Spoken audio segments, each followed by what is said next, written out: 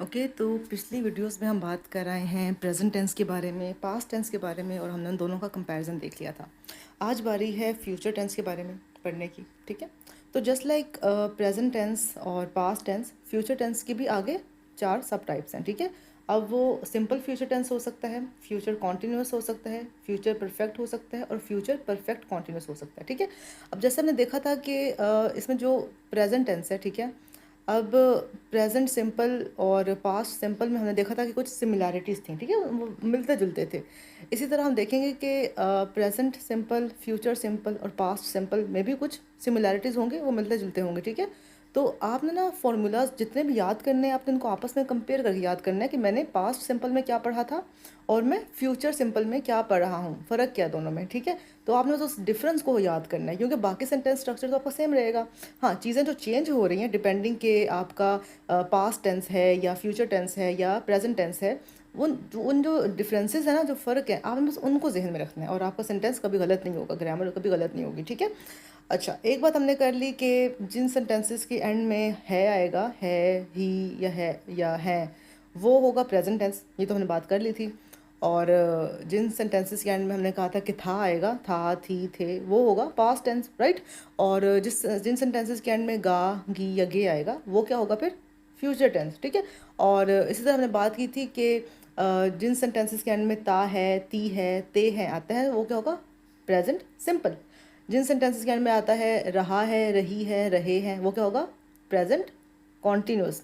जिन sentences के and में आता है चुका है, चुकी है, चुके हैं, वो क्या होगा, प्रेजेंट परफेक्ट। और जिन सेंटेंसेस के एंड में हम देखा था कि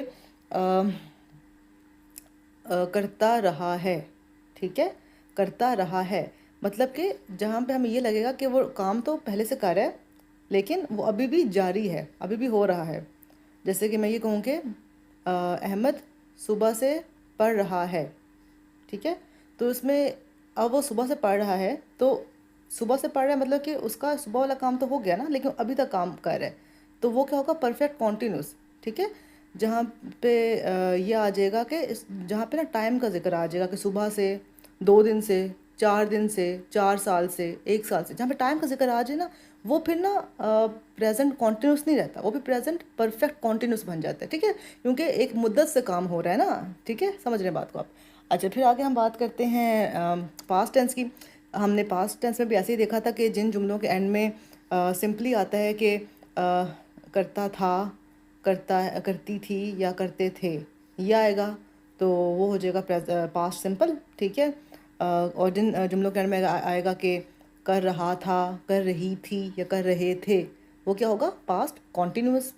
और जिन जुमलों के एंड में आएगा कर चुका था, कर चुकी थी, कर चुके थे, वो क्या होगा, पास्ट परफेक्ट। ठीक है, और वो जुमले जिनमें रहा रहा था, रही थी, रहे थे आए, लेकिन साथ में वक्त का जिक्र भी हो जाए कि इतने टाइम से कर रहा था, इतने टाइम से कर रही थी, वो फिर क्या होगा, पास्ट परफेक्ट कॉन्टिन्यूस। ठीक है, इससे आपने अगर ये फॉर्मूलाज आपको याद रहेंगे तो आप एटलीस्ट जो उर्दू के सेंटेंसेस हैं उनको आप कैटेगरी में डाल देंगे कि भाई ये तो पास्ट टेंस की कैटेगरी में आता है, और पास्ट टेंस में फर्दर देखा जाए तो ये पास्ट परफेक्ट की कैटेगरी में आता है। इस तरह से ना आप जब उसको किसी कैटेगरी में फिक्स करना सीख लेंगे ना, तो फिर आपका आधा काम हो चुका होगा। आधा काम बाकी क्या रहेगा कि आपने उस कैटेगरी में जाकर फिर देखना है कि इस कैटेगरी का फॉर्मूला क्या है, जो मैंने आपको इन चार्ट्स में सारा दिखाया हुआ है। ठीक है, आपने इन फॉर्मूला को बस याद करना है, बेशक स्क्रीनशॉट लेकर अपने पास रख लें कहीं पर। जब भी कोई सेंटेंस हो, एक बार फॉर्मूला पढ़ें।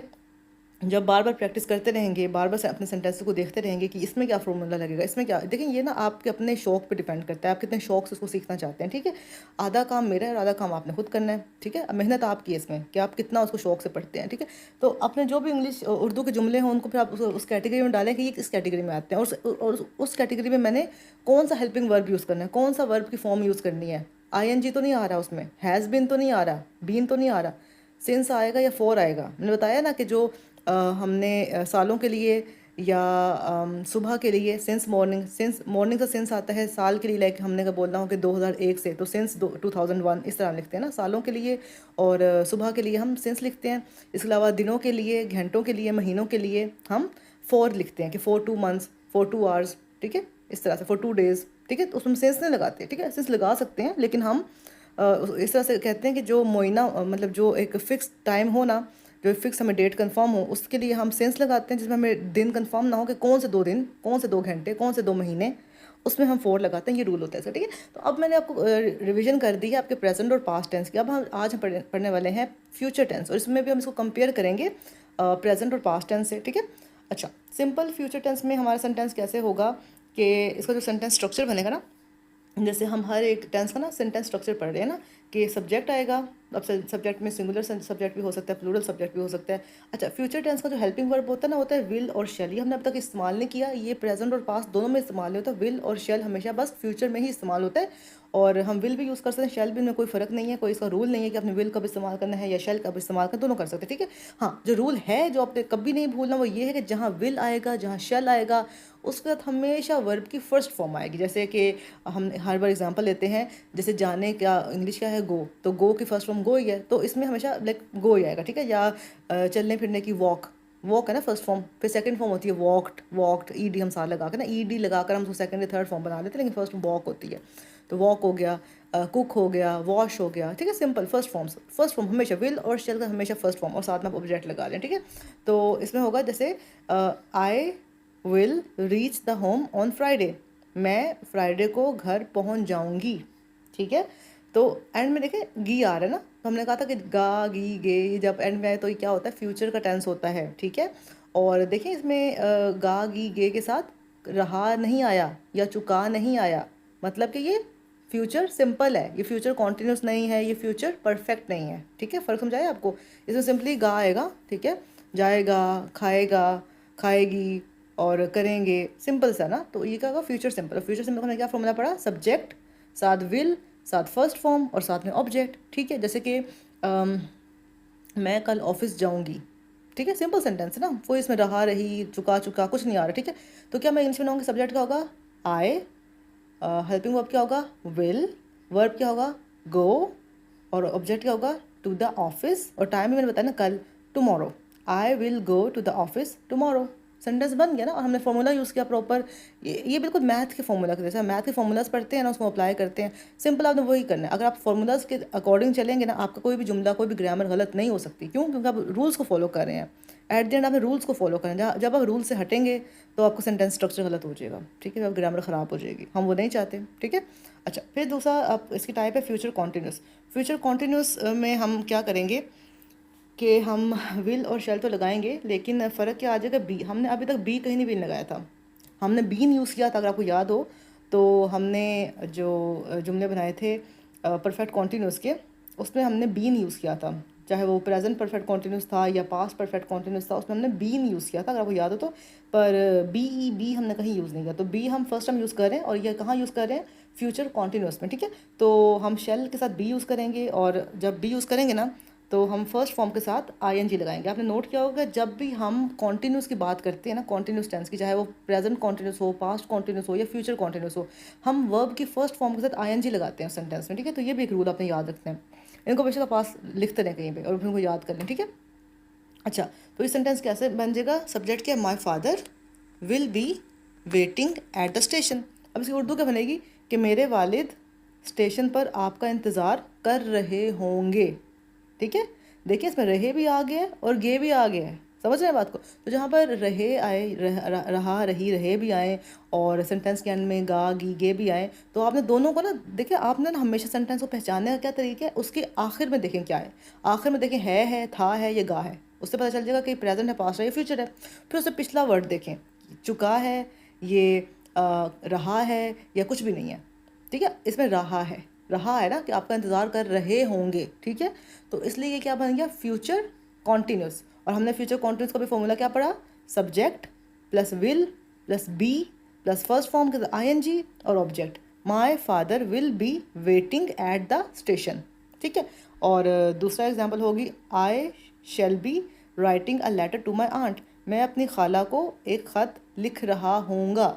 वो शायद ये कहना चाहता है कि जब तुम आओगे ना मेरे पास, तो उस टाइम मैं खाला को ख़त लिख रहा हूँगा, ठीक है, रहा हूँगा, ठीक है। इसमें गा भी आ गया, रहा भी आ गया, तो क्या बन गया, ये फ्यूचर कॉन्टीन्यूस।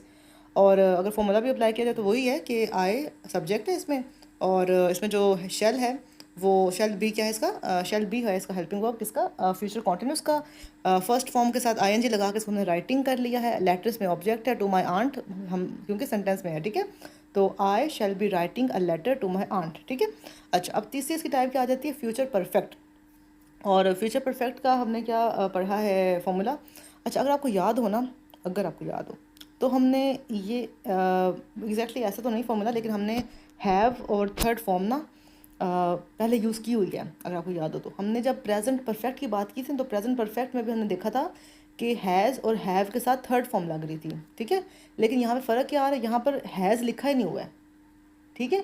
हमें हमने प्रेजेंट जो परफेक्ट की बात की थी ना, वहाँ पे हमने ये कहा था कि अगर कोई सिंगुलर होगा तो हम उसके साथ हैज़ और थर्ड फॉर्म लगाएंगे। जहाँ कोई प्लूरल सब्जेक्ट होगा उसका साथ हम हैव और थर्ड फॉर्म लगाएंगे, ठीक है। लेकिन जहाँ पे फ्यूचर परफेक्ट की बात होगी तो आपने हैज़ और हैव के झंझट में पढ़ना ही नहीं है, आपने सिंपल हैव लगाना है। क्यों? क्योंकि हैव से पहले ना विल और शैल भी लगेगा, ठीक है। तो ये सेंटेंस कैसा बनेगा कि सब्जेक्ट होगा will have done her work, ठीक है। अब इसकी उर्दू कैसे बनेगी कि वो अपना काम कर चुकी होगी। वो कहना इस तरह से चाह रहे हैं जब आप वहाँ पर आएंगे ना तब तक वो अपना काम कर चुकी होगी, ठीक है। अब देखिए इसमें चुका चुकी चुके में से भी चुकी आ रहा है ना, और साथ में घी भी आ रहा है, ठीक है। तो एक तरह से उसका फ्यूचर का टेंस भी बन रहा है और परफेक्ट का भी टेंस बन रहा है। तो इस तरह से ना आप सेंटेंस स्ट्रक्चर बनाएंगे फ्यूचर परफेक्ट टेंस का, जिसके अंदर में क्या आएगा, चुकी होगी, चुके होंगे, चुका होगा, ठीक है। तो जब भी किसी सेंटेंस के अंदर में ये आएगा तो तब आपने उसको कैसे बनाना है कि आपने उसमें सब्जेक्ट यूज़ करना है, विल और शेल भी लगाना है। और क्योंकि विल और शेल इसलिए लगा रहे हैं, विल या शेल इसलिए लगा रहे हैं क्योंकि फ्यूचर टेंस है। हैव और थर्ड फॉर्म इसलिए लगा रहे हैं क्योंकि ये परफेक्ट टेंस है। परफेक्ट टेंस की निशानी क्या है कि उसमें हैज़, हैव और थर्ड फॉर्म आता है प्रेजेंट टेंस के केस में, उसमें हैड और थर्ड फॉर्म आता है पास्ट टेंस के केस में, और उसमें विल और शेल के साथ हैव आता है और थर्ड फॉर्म आती है फ्यूचर परफेक्ट के केस में, ठीक है। तो इसमें ये फॉर्मूला आप याद रखते हैं फ्यूचर परफेक्ट का, जिसके भी एंड में चुका होगी, चुके होंगे, चुके होगा, होगी आएगा। आपने उसमें विल हैव के साथ third form of verb use करनी है, ठीक है। और दूसरे एग्जाम्पल में लिखा हुआ कि it will have taken by them, कि ये वो लेकर जा चुके होंगे, ठीक है। It will have taken by them, ये वो लेकर जा चुके होंगे, ठीक है। किसी चीज़ की बात हो रही है, ठीक है। तो इस तरह से जब आउट ऑफ कॉन्टेक्स्ट सेंटेंसेस होते हैं ना कि आपको पता नहीं है कि उसका बैकग्राउंड क्या है, वो किस बारे में बात हो रही है, तो शायद थोड़ी कन्फ्यूजन हो। लेकिन अगर कोई भी जुमला इस सेंटेंस स्ट्रक्चर के साथ आएगा जिसमें आपको समझा रही हूँ तो आपने उसको ऐसे ही बनाना है, ठीक है। अच्छा, फिर आखिरी टाइप जो है हमारे टेंसेस की, जो कि है फ्यूचर परफेक्ट कॉन्टिन्यूस, उसका हमने स्ट्रक्चर कैसा बनाना है, तो उसमें हमने विल शेल के साथ हैव बीन लगाना है। आपको याद हो तो हम ये हैव बीन, हैज़ बीन जो है ये हम पहले भी लगा चुके हैं, ठीक है। हमने ये कहा था, जैसे हमने ऊपर बात की है ना कि जैसे हमने प्रेजेंट परफेक्ट में बात की थी कि हमने क्या किया था, हमने हैज़ और हैव के साथ थर्ड फॉर्म लगाई थी, और यहाँ पर हम लोग विल हैव और शेल हैव के साथ थर्ड फॉर्म लगा रहे हैं, ठीक है। और फ्यूचर परफेक्ट में सॉरी, अगर सिंपल परफेक्ट की बात की जाए, सॉरी मैं सिंपल परफेक्ट कह रही हूँ, प्रेजेंट परफेक्ट कॉन्टिन्यूस की अगर बात की जाए तो वहाँ हमने क्या किया था, वहाँ हमने हैज़ और हैव के साथ बीन लगाकर फर्स्ट फॉर्म लगाई थी, ठीक है।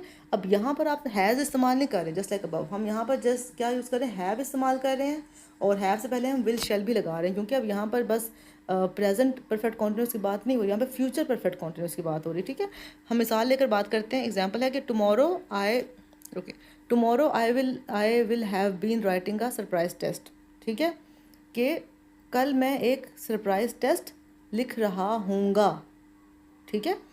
और इसमें मतलब देखिए ना, अब आ गया है। और जब मैंने आपको कहा था जब भी किसी भी सेंटेंस में ख़ास मखसूस वक्त का जिक्र आए कि कल या परसों या 2 दिन पहले या 2 दिन बाद या सुबह से या रात से या 2001 से, वक्त का जिक्र आया ना, वक्त का मेंशन हो जाए जिस भी सेंटेंस में, तो आपने फिर देखना है कि उसके एंड में क्या आ रहा है आ रहा है, था आ रहा है या गे आ रहा है, ठीक है। उसके मुताबिक फिर आपने उसको लेबल कर देना कि या तो ये भाई प्रेजेंट परफेक्ट कॉन्टिन्यूस है, या पास्ट परफेक्ट कॉन्टिन्यूस है, या फ्यूचर परफेक्ट कॉन्टिन्यूस है। क्यों? क्योंकि इसमें वक्त का जिक्र आ गया है, ठीक है। जहाँ पे वक्त का जिक्र आएगा वहाँ पे आपने क्या लेबल करना है, परफेक्ट कॉन्टिन्यूस। और वो प्रेजेंट में है, पास्ट में है या फ्यूचर में है, वो फिर आप पे डिपेंड करता है, आपने पहचानना है उसको, ठीक है। तो इस केस में ये क्या है, ये फ्यूचर परफेक्ट कॉन्टिन्यूस है, क्योंकि इसमें उसने क्या कहा कि कल मैं एक सरप्राइज टेस्ट लिख रहा हूँगा, ठीक है।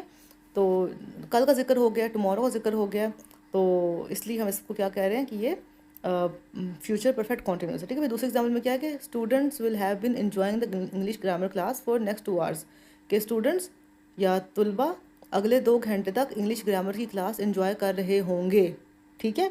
अब रहे होंगे, अगर बस देखा जाए रहे होंगे तो फ्यूचर कॉन्टिन्यूस में भी आया था ना, अगर आपको याद हो तो। सॉरी, फ्यूचर कॉन्टिन्यूस में भी रहे होंगे ही आया था, लेकिन मसला ये था कि वहाँ पे ना किसी मखसूस वक्त का जिक्र नहीं था कि 2 घंटों से, कल से, परसों से। ठीक है, तो जहाँ पर वक्त का जिक्र आए और साथ में रहा है रहे, सॉरी रहेगा, रहेगी, रहेंगे आए, तो वहाँ पर आपने उसको क्या लेबल करना है, फ्यूचर परफेक्ट कॉन्टिन्यूस। और फ्यूचर परफेक्ट कॉन्टिन्यूस का फॉर्मूला क्या है कि सब्जेक्ट के साथ विल और विल या शेल, आप इसको ना विल या शेल ना करें, आप सिंपल विल ही रखें। विल हम मोस्टली ना विल यूज़ होता है। ठीक है, सब्जेक्ट आएगा, साथ विल आएगा और साथ हैव बीन आएगा, क्योंकि हैव बीन ना हमेशा, अच्छा एक बात याद रखना कि विल के साथ हमेशा हैव आता है, विल के साथ कभी भी हैज़ नहीं आएगा। ठीक है, तो जहाँ पर विल इस्तेमाल करेंगे, चाहे वो आप फ्यूचर परफेक्ट के लिए कर रहे हैं, चाहे आप फ्यूचर परफेक्ट कॉन्टिन्यूस के लिए कर रहे हैं, आप विल के साथ कभी भी हैज़ नहीं लगाना, विल के साथ हमेशा हैव आएगा। चाहे आप किसी सिंगुलर की बात कर रहे हैं, चाहे आप किसी प्लूरल की बात कर रहे हैं, मतलब ही, शी, इट हो, आई, वी, दे, यू, हर एक के साथ विल के साथ हमेशा क्या आएगा, हैव आएगा। ठीक है, विल, हैव और बीन, बीन इसलिए आ रहा है क्योंकि ये परफेक्ट कॉन्टिन्यूस है। परफेक्ट कॉन्टिन्यूस निशानी है कि इस सेंटेंस में हमेशा बीन आता है। ठीक है, विल हैव बीन, और बीन के बाद हमेशा हम फर्स्ट फॉर्म के साथ आईएनजी ही लगाते हैं, ये भी रूल है।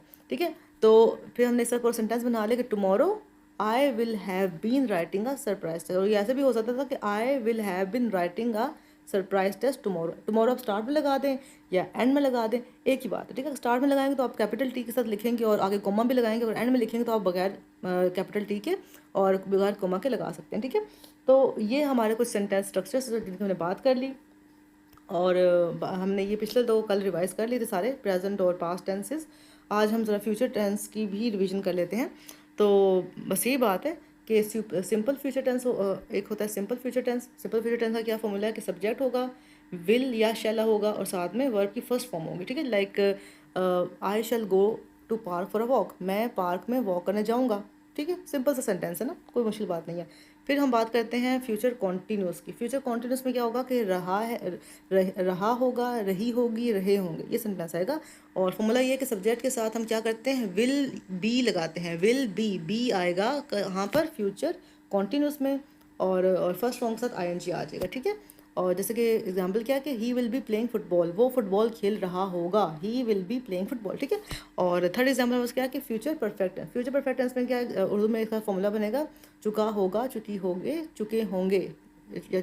समझ गया ना बात को। ठीक है, और फॉर्मूला क्या बनेगा, इसका सब्जेक्ट और साथ में विल हैव और वर्ब की थर्ड फॉर्म। ठीक है, सब्जेक्ट विल हैव है किसका, हेल्पिंग वर्ब फ्यूचर परफेक्ट का। ठीक है, विल हैव और विल हैव हमेशा क्या है, थर्ड फॉर्म ऑफ वर्ब। ठीक है, और एग्जांपल है कि he will have played football, वो फुटबॉल खेल चुका होगा। ठीक है, ही विल हैव प्लेड फुटबॉल। ठीक है, और फिर चौथी एग्जांपल और आखिरी एग्जांपल क्या है टेंसेस की, कि इसको हम कहते हैं फ्यूचर परफेक्ट कॉन्टिन्यूस। जहाँ पर होगा तो वो फ्यूचर कॉन्टिन्यूस ही, लेकिन साथ में वक्त का जिक्र आ जाएगा। ठीक है, और इसका फिर हेल्पिंग वर्ब क्या बनेगा, सब्जेक्ट के साथ हम लगाते हैं विल हैव बीन।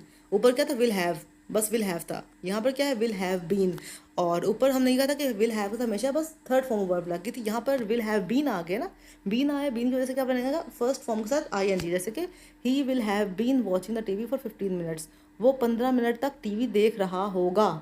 ठीक है, ये इसका ये उसकी उर्दू बन जाएगी। ठीक है, तो ये हमने रिवीजन कर ली। आगे जो एग्जांपल्स हैं ना, आगे जो टाइप्स है वो हमने नहीं पढ़ने। ठीक है, हमारे कोर्स का पार्ट नहीं है। ठीक है, और ये भी मेरे ख्याल से हमने, अच्छा ये दोबारा रिवाइज कर लेते हैं। ये बस यही है कि हम जब भी डिफरेंट टाइप्स के टेंसेस बनाते हैं ना, चाहे वो प्रेजेंट है, फ्यूचर है या पास्ट है, तो अपने एक बात याद रखें, जो सेंटेंसेस होते हैं ना वो सिंपल भी हो सकते हैं, जैसे जिनको हम पॉजिटिव सेंटेंस कहते हैं, जिसमें ना नहीं का इस्तेमाल ना हो जुमले में। नहीं, अभी तक हमने जितने भी जुमले बनाए हैं ना, हमने उसमें नहीं का इस्तेमाल नहीं किया। ठीक है, उनको कहते हैं पॉजिटिव सेंटेंसेस, या इनको हम अफर्मेटिव सेंटेंसेस भी कहते हैं। ठीक है, और जिसमें नहीं का इस्तेमाल हो ना, या ना का इस्तेमाल हो, उनको हम कहते हैं नेगेटिव सेंटेंसेस, और जिसमें कोई सवाल पूछा जाए उनको हम कहते हैं क्वेश्चंस। ठीक है, तो हर एक टेंस के, हर एक जुमले की 3 तरह से उनकी हम ना एग्जाम्पल निकाल सकते हैं। अब हर जुमला पॉजिटिव भी हो सकता है, उसको हम नेगेटिव भी बना सकते हैं, नॉट लगाकर, उसको हम क्वेश्चन मार्क लगाकर, या उसका सेंटेंस स्ट्रक्चर थोड़ा सा चेंज करके उसको हम क्वेश्चन भी बना सकते हैं। तो हर जुमला 3 तरह से लिखा जा सकता है। ठीक है, जब जैसे हमने बात की कि प्रेजेंट सिंपल में हम क्या करते हैं, फर्स्ट फॉर्म यूज़ करते हैं।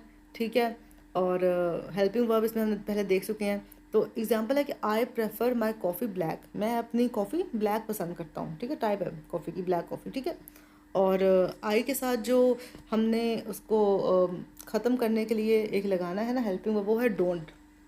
डोंट, ठीक है। मैंने आपको पहले ही बताया था कि हम, शायद मैंने ना बताया हो, इसलिए अब बता देती हूँ। एक बात आपने हमेशा याद रखनी कि जब भी आपने किसी जुमले को नेगेटिव बनाना है ना, और अगर वो प्रेजेंट टेंस में है, ठीक है, प्रेजेंट टेंस का मतलब यही है कि उसके जुमले के आखिर में क्या आएगा, है, ही, हे, ठीक है या ही, ठीक है, वो क्या होगा, प्रेजेंट टेंस में। और उसमें और अगर आपने उसको नेगेटिव बनाना है तो उसको जो हेल्पिंग वर्ब होंगे ना, वो या तो होगा डू नॉट, ठीक है, जिसको हम डोंट भी लिखते हैं, जैसे यहाँ पे डोंट लिखा हुआ है, ठीक है, या वो होगा डज नॉट। डज नॉट को हम डजेंट भी लिख सकते हैं और डज नॉट भी, दोनों ठीक है, ठीक है, शॉर्ट भी कर सकते हैं, पूरा पूरा लिख सकते हैं। अब आपने डू नॉट कब लगाना है, आपने डज नॉट कब लगाना है। जो डू नॉट है ना, ये हम प्लूरल्स के लिए यूज़ करते हैं। प्लूरल कौन कौन से हैं subjects, like I, we, they, you, ये चारों क्या है, प्लूरल्स हैं, ठीक है। और सिंगुलर सब्जेक्ट्स कौन से हैं, ही, शी और इट। तो जहाँ पर भी, जिस जुमले में भी, अगर अभी मैं ना प्रेजेंट टेंस की बात कर रही हूँ, माइंड यू, मैं अभी पास्ट की या फ्यूचर की बात कर ही नहीं रही, अभी मैं प्रेजेंट टेंस में रहते हुए आपको नेगेटिव जुमला बनाना सिखा रही हूँ। आपने नेगेटिव जुमला कैसे बनाना है, सिंपल जुमले से, कि आपने उसमें डज नॉट या डू नॉट लगा देना है, ठीक है, तो वो नेगेटिव बन जाएगा, ठीक है। और अगर कोई सब्जेक्ट है, लाइक इसमें देखें आई है ना, आई वी दे यू, इनका क्या लगेगा, डू नॉट लगेगा। ही, शी और इट का क्या लगेगा, डज नॉट लगेगा। बस ये मैंने आपको बताना था। और बाकी ठीक है। अच्छा, फिर हमने क्या कहा कि उसको हम जब नेगेटिव बनाना, मैं क्या कहा कि I don't prefer my coffee black, मुझे मेरी कॉफ़ी ब्लैक नहीं पसंद। लेकिन अगर मैं इसको बनाना चाहूँ एक जिसे कहते हैं क्वेश्चन बनाना चाहूँ, तो क्वेश्चन बनाने के लिए मैं क्या करूँगी, जो हेल्पिंग वर्ब है, जैसे हेल्पिंग हमने डू नॉट कहा था ना, तो डू नॉट, अब अभी मैं क्वेश्चन पूछ रहा हूँ, मैं इसको नेगेटिव नहीं बना रही, ठीक है, तो मैं नॉट को हटा दूंगी और जो डू है ना उसको मैं स्टार्ट में ले आऊँगी, ठीक है। और उसको स्ट्रक्चर कैसे बनेगा फिर, do I prefer my coffee black, क्या मुझे मेरी कॉफ़ी ब्लैक पसंद है, ठीक है। तो इस तरह से आप हेल्पिंग वर्ब को ना स्टार्ट में लाकर अपने जुमले को क्वेश्चन में तब्दील कर सकते हैं, ठीक है, कि I prefer my coffee black, फिर उसको चेंज किया नेगेटिव में, I don't prefer my coffee black, और उसको हमने चेंज किया क्वेश्चन में, कैसे, do I prefer my coffee black, ठीक है। अगर हम फिर क्वेश्चन मार्क भी लास्ट लगाना, क्वेश्चन मार्क मिस कर दे तो क्वेश्चन नहीं बनेगा, ठीक है। अच्छा, फिर हम बात करते हैं प्रेजेंट कॉन्टिन्यूस की। तो प्रेजेंट कॉन्टिन्यूस में हमने सिंपल सेंटेंस स्ट्रक्चर की बात की थी कि उसमें सब्जेक्ट के साथ हम लोग वर्ब की फर्स्ट फॉर्म और साथ में आईएनजी लगाते हैं। और इसमें जो प्रेजेंट कॉन्टिन्यूस में जो हेल्पिंग वर्ब है वो इज़, एम और आर होते हैं, तीन होते हैं। इज़ तब लगता है जब ही, शी और इट का सब्जेक्ट हो, एम तब लगता है जब आई का सब्जेक्ट हो, और आर तब लगता है जब वी, दे और यू का सब्जेक्ट, ठीक है। अब यहाँ पे शी है तो शी का हम इज़ लगाते हैं, शी इज़। वर्ब की फर्स्ट फॉर्म क्या होगी, लिसन, लिसन से बन जाएगा listening, she is listening the music now, ठीक है, वो अभी म्यूजिक सुन रही है। और इसको जब हमें नेगेटिव करना होगा ना, तो इसमें हम ना सिंपल हम इसमें ना डज नॉट नहीं करेंगे, ठीक है। जो डज नॉट था, डू नॉट था, वो किसका हेल्पिंग वर्ब है, वो है हेल्पिंग वर्ब प्रेजेंट सिंपल का। जहाँ पर बात होगी ना प्रेजेंट कॉन्टिन्यूस की, वहाँ पर हमने डू नॉट या डज नॉट नहीं लगाना, वहाँ हमने क्या लगाना, सिंपल इज़ नॉट, वहाँ पर इज़ नॉट आएगा, ठीक है। हम क्या लिखेंगे, she is not listening to the music now, ठीक है, या she is not listening the music now, वो अभी म्यूजिक नहीं सुन रही है, ठीक है। और इस तरह जब हम इसका बनाएंगे ना क्वेश्चन, तो क्वेश्चन में भी हम डज नॉट डू नॉट नहीं लगाएंगे, हम सिंपल जो इज़ है ना, इज़ को शुरू में ले आएंगे, और बाकी जुमला वैसे ही रहेगा कि is she listening the music now, क्या वो अभी म्यूजिक सुन रही है, ठीक है। इस तरह से उसके ना तीन, हर क्वेश्चन के तीन टाइप्स बन जाएंगे, ठीक है। तो मेरे ख्याल से अभी के लिए इतना ही काफ़ी है, ठीक है। बाकी जो हम सेंटेंसेस बनाएंगे ना, टाइप्स डिफरेंट बनाएंगे, वो हम फिर नेक्स्ट वीडियो में देख लेंगे। और एट द एंड हम एक बार ना इनको रिवाइज भी कर लेंगे, ठीक है, जो हमारे एक तरह से समराइज़ कर लेंगे जो जो कुछ हमने अभी तक पढ़ा है। अभी तक हमें बस ये पता चल गया कि हमने कौन कौन से हेल्पिंग वर्ब, कौन कौन से टेंसेस की कौन कौन से टाइप में इस्तेमाल करने हैं, ठीक है। और अभी मैं आपको ये हर सेंटेंस को नेगेटिव और क्वेश्चन बनाना सिखा रही थी, बट मेरे ख्याल से भी टाइम कम है, तो अभी इसको यहीं पे छोड़ते हैं और इंशाल्लाह हम नेक्स्ट वीडियो में ये डिस्कस करेंगे, ठीक है। तब तक के लिए अल्लाह हाफिज़, take care of your self.